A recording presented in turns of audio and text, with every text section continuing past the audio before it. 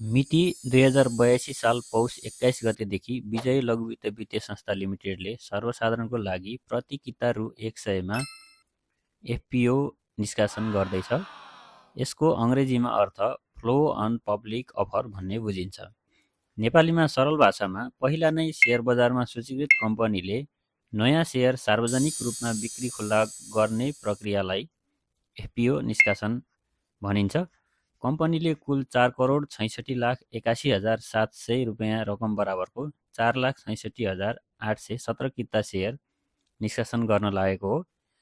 कम्पनीले निष्कासन गरेको आह्वान पत्र अनुसार साबिकको नयाँ सारथी लघु वित्त वित्तीय संस्था लिमिटेड र विजय लघु वित्त वित्तीय संस्था लिमिटेड एक आपसमा मर्जर भएको थियो र मर्जर पश्चात हाल कम्पनीको संस्थापक सेयर रेसियो 74.39% र सर्वसाधारण अर्थात् हाल नेप्सेमा कारोबार भइरहेको सेयर 25.61% रहेकोले बैंक तथा वित्तीय संस्था सम्बन्धी ऐन 2073 को दफा 9 को उपदफा 1 बमोजिम संस्थापक र सर्वसाधारण समूहको सेयर स्वामित्व अनुपात 70% र 30% कायम गर्नको लागि एफपिओ निष्कासन गर्न लागि हो र एफपिओ निष्कासन पश्चात संस्थाको कुल जारी पुँजी तथा चुक्ता पुँजी 79,17,22,059 रुपियाँ पुग्नेछ र संस्थापक तथा सर्वसाधारण समूहको सेयर स्वामित्व अनुपात 70% र 30% कायम हुनेछ।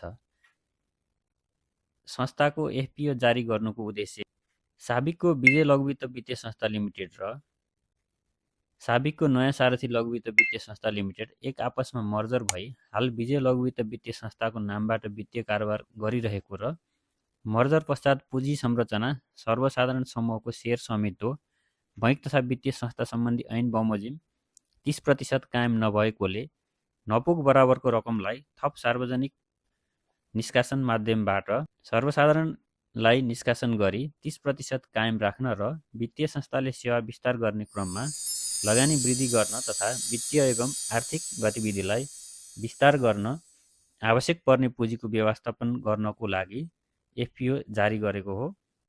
र कम्पनीको वित्तीय अवस्थाको बारेमा कुरा गर्नुपर्दा कम्पनीको आह्वान पत्र अनुसार 2082 असार मसान्तसम्मको अपरिष्कृत वित्तीय विवरण अनुसार प्रति सेयर नेटवर्थ 161 रुपियाँ 70 पैसा र प्रति सेयर आम्दानी 12 रुपियाँ 62 पैसा रहेको छ।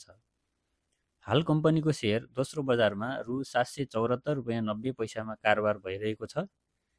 यस एफपिओमा साधारण सेयर आइपिओ जस्तै मेरो सेयरबाट अनलाइन आवेदन दिन सकिनेछ। थोरै किता निष्कासन भएकोले न्यूनतम 10 किता मात्र आवेदन दिनु उपयुक्त हुनेछ, तर भर्न चाहिँ अनिवार्य भर्नुहोला। आवेदकको सङ्ख्या अधिक हुनाले सेयर पाउन चाहिँ भाग्यकै भर पर्नुपर्नेछ।